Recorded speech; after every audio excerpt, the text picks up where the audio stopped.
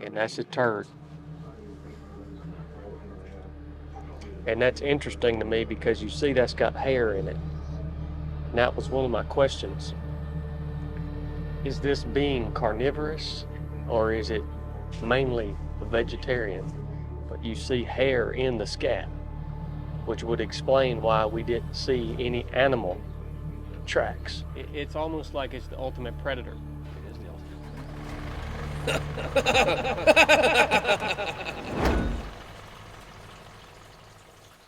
Howdy, folks. Welcome back to Paranormal Land Cruiser Experience. A lot of you guys might be wondering what exactly happened on the last episode towards the end there at Corpsewood Manor. What in the crap is that, dude? Holy crow! Holy crap. And this will be the first time that I'm going to talk about that instance publicly. It's a little uncomfortable for me to talk about this, but I'm just going to tell you what happened, all right? We were sitting there at Corpsewood Manor doing that final wrap-up, and I happened to look up through the woods on the ridge above us, and I saw some sort of being. It appeared to be 9 to 10 feet tall, and it was copper colored. The best way I can describe the color is it was the color of this penny. Copper colored. Now this being was not some sort of spirit or wraith. This was a solid form being. This wasn't no ghost. And the reason I got out of there is because this thing, whatever it was maneuvering on our position. It moved like a cat. All right? If you've ever watched a mountain lion stalk a prey animal, you know how this thing moved, but it moved on two legs like a biped. And it was locked on to us, and it was maneuvering towards us, and you could tell it did not like us being there. And even though this thing was 9 to 10 feet tall, it could disappear behind trees. And so it would move behind a tree and move again, continuously coming to our location. And I knew that this wasn't something that I was ready to deal with, and we had to get out of there. Now you all know I had my partner Cornbread there with me. Cornbread still won't talk about what he saw to this day. He saw this thing the same as I saw it, but he can't. Not that he can't, but he won't talk about it. Every time I ask him about it, he just, he locks up. So hopefully as he gets over what he saw, he'll eventually be able to tell his side of the story. My stupid cameraman, Chili, he saw me run, and he saw Cornbread run, and instead of turning and getting this being, whatever it was, on camera, he dropped the dang camera and took off running behind us. We went back in and retrieved that camera a day later. We don't know what this thing was, but I'm beginning to think that there's been some sort of portal opened there at the site on Corpsewood Manor. And this thing, whatever it is guarding or defending those ruins. So in order to gather more information, we're going to make a trip today, and we're going to talk to an expert. An expert on a Yeti or a Bigfoot or whatever you want to call it, because this thing that we witnessed The closest thing that we can figure out that it might be is some sort of Yeti or Bigfoot. I don't know. But we're going to go see an expert, a man who has dedicated his life to studying these beings similar to the ones that we witnessed there at Corpsewood. We're going to try to figure out how to draw this thing in, how it moves, what it might actually be, and how to potentially kill this thing. So we're going today. We're taking the 100 Series Land Cruiser on a long road trip. We're going to bring you along with us. We're going to see some evidence. We're going to gain some information. In episode 3, we're going back out on site and we are going to set an ambush for this being and we're going to try to kill it. But we have to first consult the experts. So come along with us. You know the deal. This is Paranormal Land Cruiser Experience, where me and Cornbread travel the world and we find and investigate the freakiest things on earth. Stuff that you might not understand. There's no telling what's gonna happen. We gotta go talk to an expert. You ready, Corn? Now look here, Corn. We're gonna ride all the way up here and talk to this expert, man.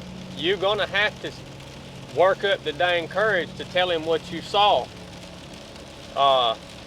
In order for us to get as much information as we possibly need to go and freaking capture or kill this thing, you got to tell this feller what you saw, man. This ain't good. This ain't good. You seen the same thing I did. I know, but what exactly did you see? How would you describe it? We'll get to that later. People watching this are going to think we're crazy, but the fact of the matter is we know what we saw, and you don't need to be ashamed of that, all right? You need to be able to tell this man what you saw so we can get the most complete picture, because we're on to something here, man. It ain't good. It ain't good. You gonna see it ain't good. A lot of you guys might be wondering why we're in this 100 Series Land Cruiser instead of the old FJ60.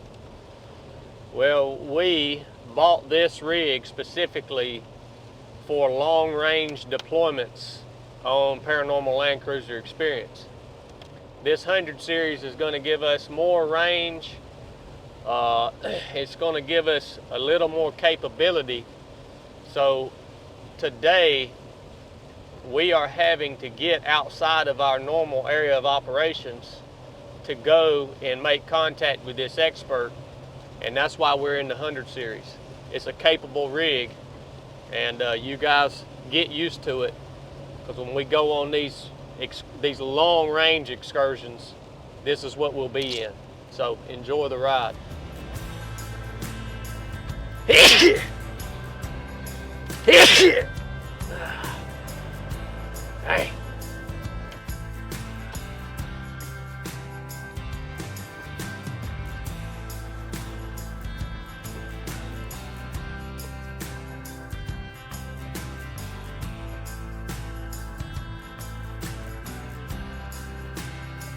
We turn right here, Corn? I'm trying to get it to load You up. just keep. I'm used to having to do everything. You keep from hydroplaning. That's why we're in the dirt. A Land Cruiser can't hydroplane, buddy. This is the first time I've hydroplaned in 15 years. This thing is all-wheel drive all the time. It can't hydroplane. Well, you got a CV axle out then. Why do you think we do these experiences in the Land Cruisers? To keep us safe, man. This vehicle cannot hydroplane. It's mechanically impossible. Then what is that we're feeling? You are so freaking nervous about having to go up here and talk about what we experienced at Corpsewood Manor the other day. You're feeling all sorts of things. Well, I felt like I've had the flu for weeks. I'm starting to think this encounter we had has somehow changed you subconsciously, man. Corn, you remember when we were walking into Corpsewood Manor, how you recognized that there were no animal tracks in the area? Absolutely. Do you think, I mean, do you think that what we saw could be the reasoning behind that? It has to be. Because it was awful odd to be out in that wilderness area. I mean, almost anywhere else out in the Chattahoochee National Forest, if you walk for more than 5 minutes, you're going to find deer tracks, turkey tracks, bird tracks. You're going to find some sort of track. Yeah. And I do remember you distinctly pointing out that there was not a single animal track anywhere in that vicinity. And there was plenty of acorns. The acorns hadn't been touched, so it wasn't from a lack of food. No. That's what whatever this thing was, I believe is staying in that area, and the feeling I got from it is it was actually guarding those ruins.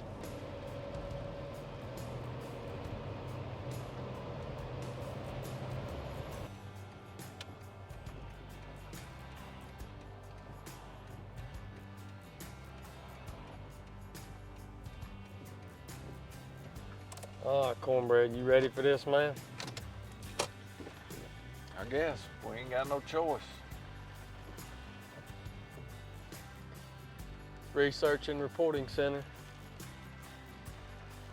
We're in the right spot.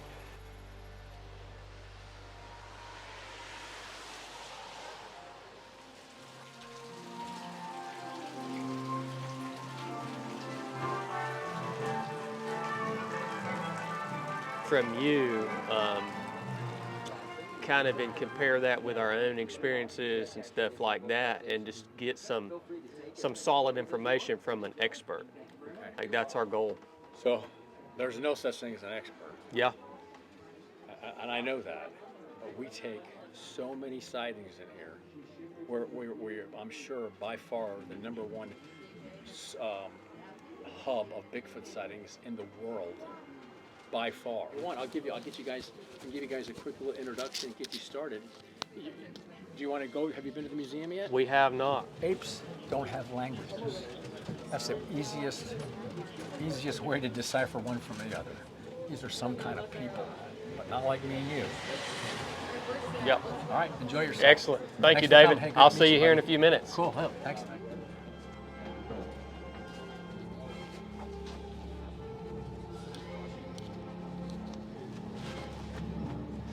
Look, buddy, you gotta relax in here, right?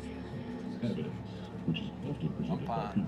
Who have had life-changing experiences that have made them believe. It's a Florida track, 2019.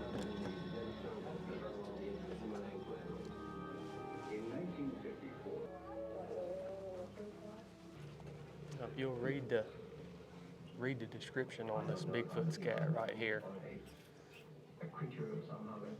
This Bigfoot said to stand about 10 feet tall, which fits the exact description that I gave you guys earlier. And that's a turd. And that's interesting to me because you see that's got hair in it. And that was one of my questions. Is this being carnivorous or is it mainly vegetarian? But you see hair in the scat, which would explain why we didn't see any animal tracks near the area of our sighting. Got a scalp. It's all starting to come together. Do find a track when we get out there. This is going to line up to give us a general estimate of the size that we're dealing with here. So I was estimating between 9 and 10 feet tall. So we're dealing with something that's weighing out around 1,000 pounds, which is why I freaking got up and got out of there. Why did you get out, Corn? It wasn't good. Wasn't good. For all the viewers that criticize me for getting up and running away, we're talking about something that weighs 1,000 pounds that did not want us being there. So you have no room to criticize me. You haven't seen what I've seen. And here we have an accurate description of the diet. Dogs, calves, turkeys, crawfish, minnows, chickens.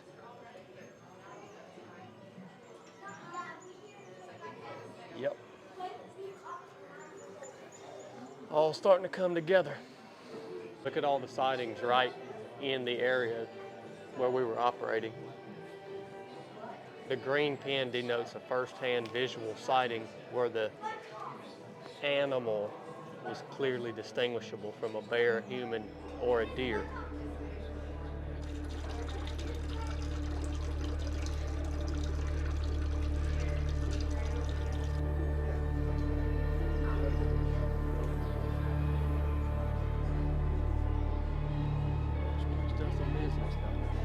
What the crap is wrong with you, Corn? We just need to talk to this dude, figure it out, and roll out. Well, let's go talk to David, because I have a feeling there's probably more to this than is publicly displayed. I've talked to several people. Probably the most impressive sighting, other than one in Skinwalker Ranch, or two scientists, not just guys that worked at the ranch, but two scientists observed a portal open, a pinpoint of light open, suspended above the ground.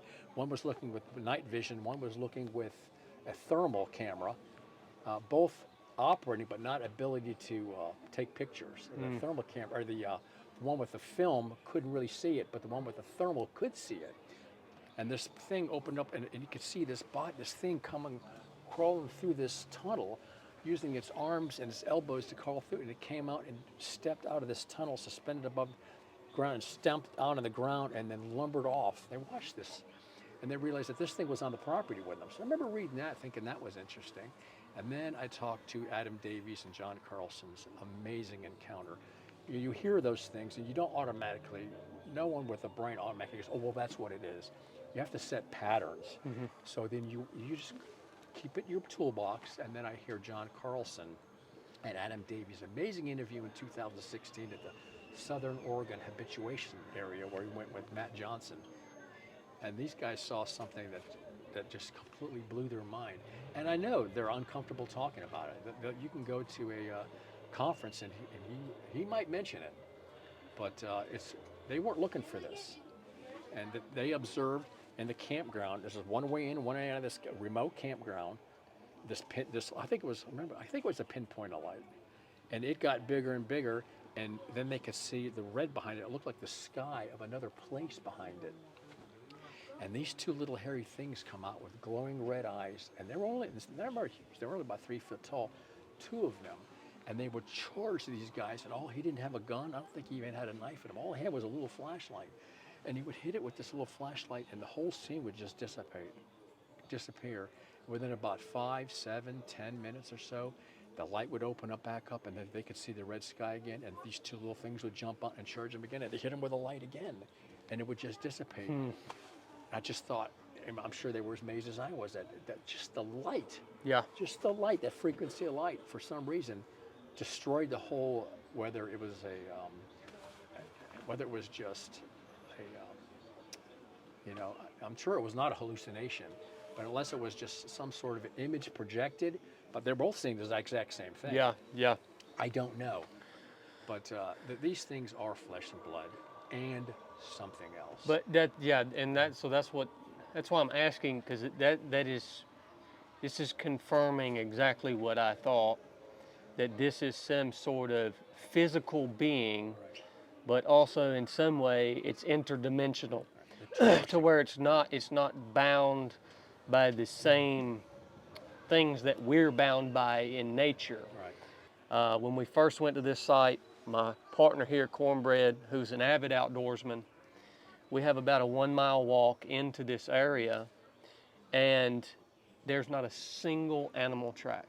And we're in the middle of the Chattahoochee National Forest where deer and turkeys and squirrels and birds, it's all, that's very prevalent. And that was the first thing, and he won't talk about it much. He still hasn't got to the point, this has only been a few weeks ago. He hasn't got to the point it's been a few weeks ago since we saw what we saw. He's not talking about it, but I distinctly remember him saying, there's no tracks here. And I was trying to figure out, is this because I don't even feel comfortable speaking of it as Bigfoot. It's some interdimensional being. Right. Is this thing killing and eating these animals, or is this thing guarding this location because there's a portal open? And I think that's more the likelihood. It's guarding this location. I don't know. I think it's interesting that you mentioned that, because I think people talk to me about large stick structures, and sometimes I wonder, because I've heard enough stories about portals. There's also the original owners of the Skinwalker Ranch saw little pins of light, and he would look at it with the binoculars, and the little balls of light were actually like pinholes into another universe on the other side. So there's at least 3, if not more, solid stories backed up by good witnesses. Some that I personally know, that these portal things. It's a real thing. I want to ask you, David, how do you feel about us going out and actually potentially trying to make contact with this being? With the knowledge that you have, I want to get your input on that before we actually continue with what we're attempting to do. I would probably say that I wish you luck, and more than likely, if you do have a run with one, it's going to be it'll be a peaceful one, right? Okay. I don't think anything bad's going to happen. And the general consensus, one of the few general consensus about Bigfoot that I agree with, is that instead of trying to find them, make yourself so dang interesting that they're going to put down what we got to go see what that is. Really? They hear you playing a harmonica, or playing a flute, or just because a sound is going to travel much farther than a little bit of light or a flashlight or something. So just making some sounds to bring them in, I think is a good idea. Okay. And I think that's the way to do it. Another thing I've been thinking about, is it possible, because in the Bible there's so many stories that in the people like Noah and his descendants, they lived 400 or 500 years. Oh yeah. And only after the repopulation of the earth did the lifespan start to drop. 400, 300, 200, 150. Is it possible that one of the reasons we don't find bones all over the place is because these things actually have a very long lifespan? So if they don't live and die as quickly as we do, 60, 70, 80 years, what if they do live 400 or 500 years? We know people have seen gray ones. I've talked to people that have seen the one they saw was sick. It was wheezing. They could hear it breathing before they even saw it. Or it was limping, or it had a hand that was turned up like it had a stroke and it was limping. So they can be wounded or hurt or sick. Yeah. And that is interesting. I think some of them they were wounded, and some of them I think were born like that. Deformed almost. Deformed, yeah. There's a guy in Somerville, Georgia, that saw one, and his hand, he was ginseng hunting, and his hand was turned up, and its nails were really long, and it was limping. How could something like that? How could a 6 or 7 foot Bigfoot wander around its whole life being that crippled up, and nobody, we didn't catch it. They get hit by a car. Somebody didn't get a picture of it. No, these things can move in ways that I don't think humans can move. Yeah, I can't tell you how many people I've talked to that had them running behind their car, beside their car, in front of their car. One in not Rome, but near there. I can't remember. Rockmart, yep. Georgia. And a lady who trained for the Olympics, she was in a car with her son, and she saw one in the ditch. And at night, her headlights were on. She was in a Suburban, and she was slowed down. It was running right in front of her Suburban. She says, David, the lights lit it up. I could see all the skin through the hair. and it was running so fast that from the waist down it was a blur, and whatever had its hand, this white thing it had in its hand, it was a blur. Yep. And she says, but I could see the muscles in the back. It was like Arnold Schwarzenegger on steroids, running 50 to 55 miles an hour in front of my truck. She goes, I swear to God, I got the impression that this thing wasn't even busting a sweat. Do creatures, do they develop a little bit? Do they improve over time? Yeah, I believe Adapt. Adaptation. that. Right. Yeah. But if these things evolved here with us, why are we here? Because us compared to these things, we're just like a fly. How did they not out-hunt us years ago? Yeah. Yeah. How do we grow here and have caves and supposedly evolve from the monkey man that we were into what we are now? And these things haven't wiped us out, because these things outclass us. 10 of us couldn't bring one of these things down. And if people think we'd hunt them, they hunted them out. Hell, we can't get a picture of one. How in the hell do you expect people to hunt these things down? We can't get a photo of one. Which I think is a testament to the intelligence of the being. If it can, it's almost like it's the ultimate predator. It is the ultimate predator. Because obviously we have what we think of in this dimension as the ultimate predator would be a mountain lion, or especially on this continent, and they're rarely seen, but they are seen, a good bit. There's plenty of pictures of this ultimate predator being a mountain lion in its wild environment, and we can't get a single good picture of this being. Yeah, in every state. David, how does this compare to this being? How would it compare, or how would it even maybe play into what we commonly hear of as aliens? Do you have any theories about that, or? My theory is because I think that people come to us with their UFO and alien sightings here as well. They drop it all off here. I'm just wondering if we're not dealing with the same thing. So I think Stan Gordon wrote a couple of books from Pennsylvania, who was just a UFO investigator, and he started getting so many reports. I think it was like in the summer of 1977 or 72, where it was just a whole summer of UFO sightings with Bigfoots coming out of these UFOs. But these things weren't like driving them. They were kind of like a guard dog. Okay. So whoever the occupants of the UFOs, these things were kind of like scouts, German shepherds. Maybe they were doing the heavy lifting, and moving around.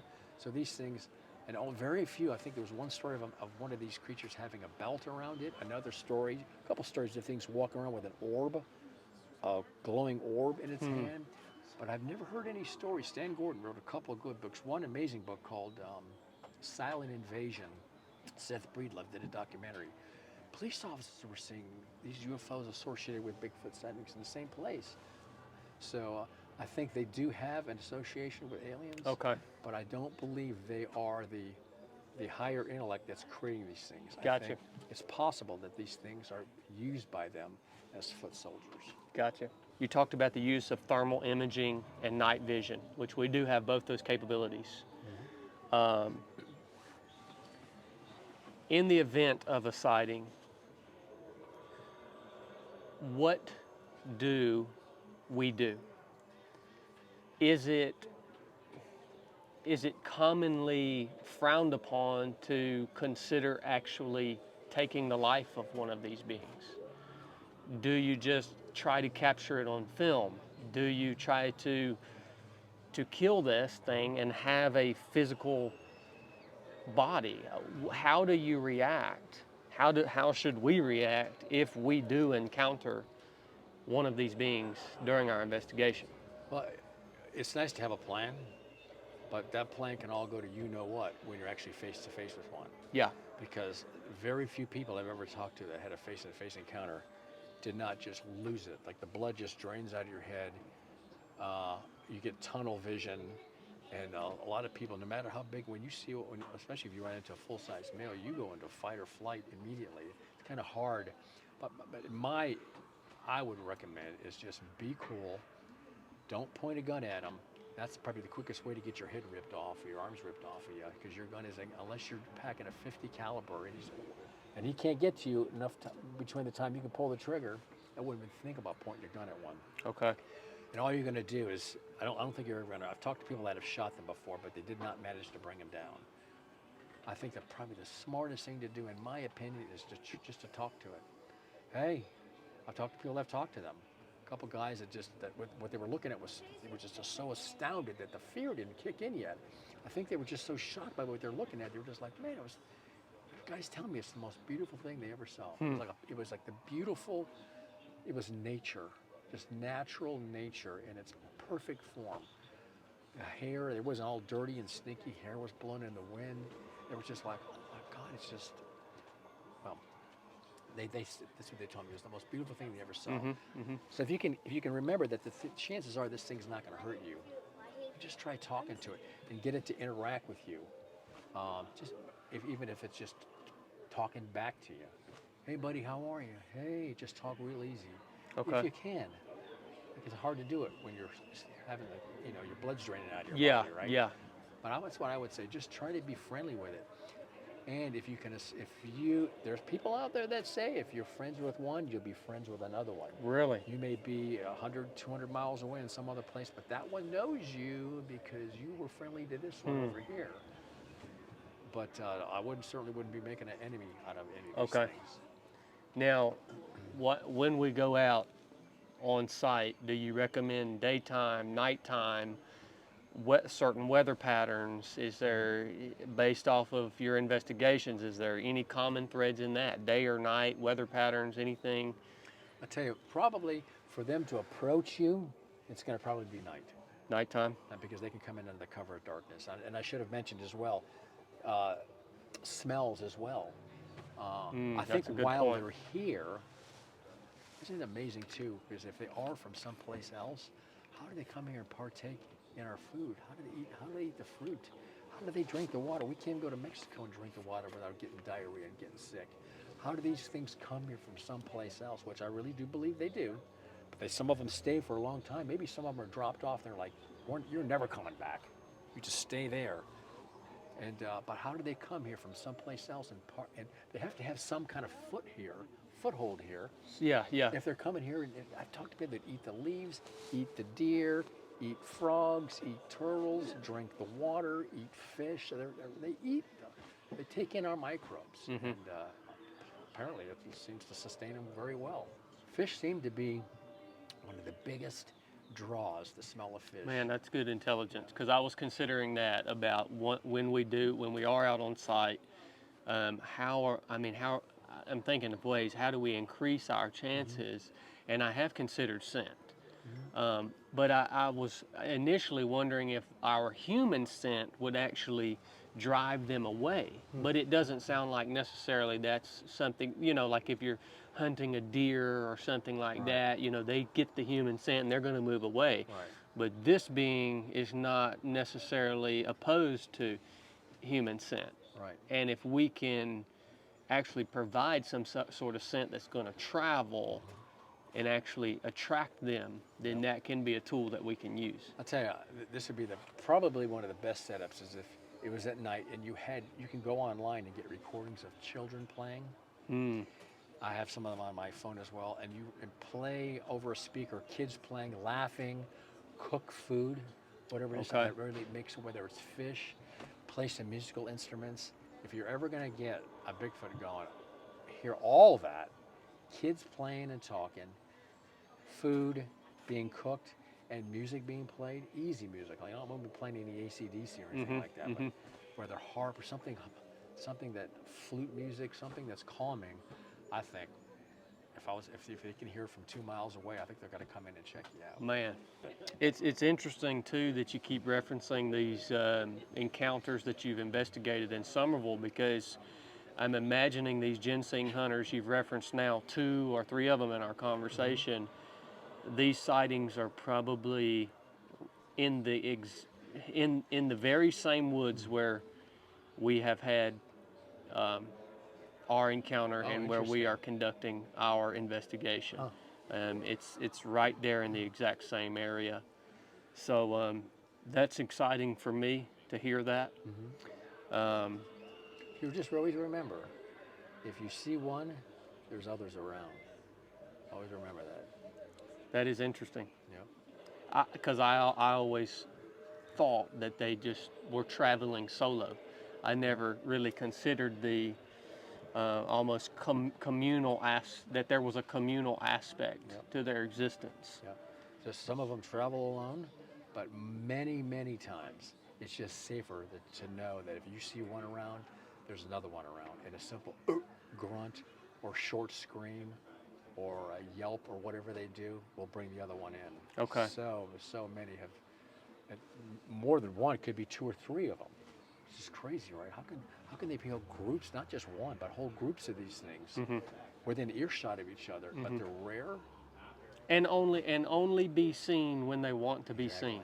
Right. Yeah, because obviously all of these encounters, I'm imagining all of the encounters, this being is seen because it chooses to be seen. Most of the time, yeah. I highly doubt that people are seeing these beings on accident. Cornbread, you got any questions, man? No, not right offhand. All right. He's still a little bit nervous about all this Oh, stuff. I'm sure, yeah. But David, I'm going to tell you, this has been a valuable conversation. It's been very interesting, tons of great information, and what you have built here is absolutely magnificent. I appreciate it, and really built this for the kids, because I don't have that many years left on this planet, and we need young people with open minds to come up behind us and pick up the gauntlet, right? So people were good enough to wake my brain up when I was a little kid. I'm just returning the favor. So, and it's nice that this isn't a Bigfoot conference, so people that come here, 99% didn't know anything about Bigfoot. They were just driving by. So we really have an opportunity to touch a lot of people here without scaring them, without making it scary. And it's a nice passion, my friend. It's amazing. It's amazing. And obviously for our viewers, we'll attach a link to all your information on the museum and stuff like that in the description of the episode here. And we highly recommend you guys coming up here and seeing what this is, because there's no way we would have a 3-hour-long video if we captured every bit of evidence you've compiled in this building. I mean, it's stacked in here. I mean, you haven't left a space on the wall without some sort of informational piece or investigation or artifact, and it's just really cool to be here and see it all. I appreciate it. So thank you so much, David. Good to meet you. Yes, sir. It's all coming together.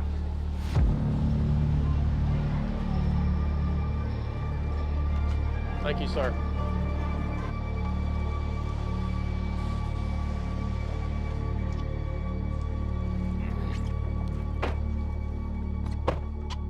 Cornbread, what the crap, dude? You didn't even ask a single question, man. Look, this stuff ain't no joke, man.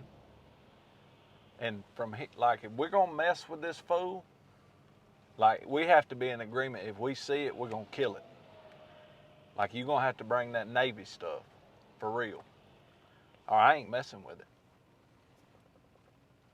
We'll set an ambush. That's what we're gonna have to do. Well, we've got tons of information to work with. Everything that we just learned lines up exactly with what I talked about at the very beginning of the dang show and what I suspected. So it's time to take what we know now. As soon as this rain stops, it's time to get back out right there on the ridge above Corpsewood Manor and try to set an ambush for this being, whatever it is. So hopefully you won't freak out and just run away next time, Cornbread. But you was running with me the last time. Do you remember that? Well, that's true. Coming locked and loaded this time, son. I'll see you guys soon. Enough said.